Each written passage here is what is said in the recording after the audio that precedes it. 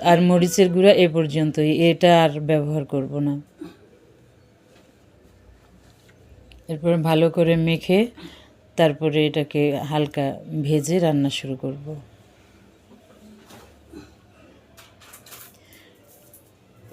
চিংড়ি মাছ আসলে খুব বেশি না খাওয়াই ভালো, তবে আমরা যারা বরিশাল পটুয়াখালীর মানুষ আছি তারা কিন্তু বেশিরভাগ তরকারিতে চিংড়ি মাছটা ব্যবহার করা হয়।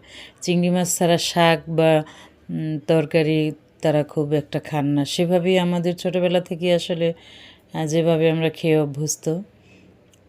তো আমি অনেকটা চেষ্টা করি চিংড়ি মাছ ছাড়াই ইদানিং শাক ভাজি বা তরকারি রান্না করতে, কিন্তু আমার সাহেব সেটা একটু কম পছন্দ করেন। তিনি চিংড়ি সেভাবে খান না, কিন্তু চিংড়ি দিয়ে রান্না করা শাক বা তরকারিটা পছন্দ করেন। তো যাই হোক, আমি এখন মাছটাকে হালকা 2 মিনিট ভেজে নিব।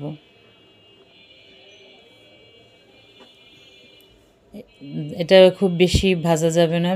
চিংড়ি মাছ বেশিক্ষণ ভাজলে বা বেশিক্ষণ রান্না করলে শক্ত হয়ে যায়। সেজন্য এটাকে আমি 1 থেকে 1.5 মিনিটের মতো ভেজে নিয়েছি, জাস্ট কাঁচা ভাবটা চলে যাওয়া পর্যন্ত।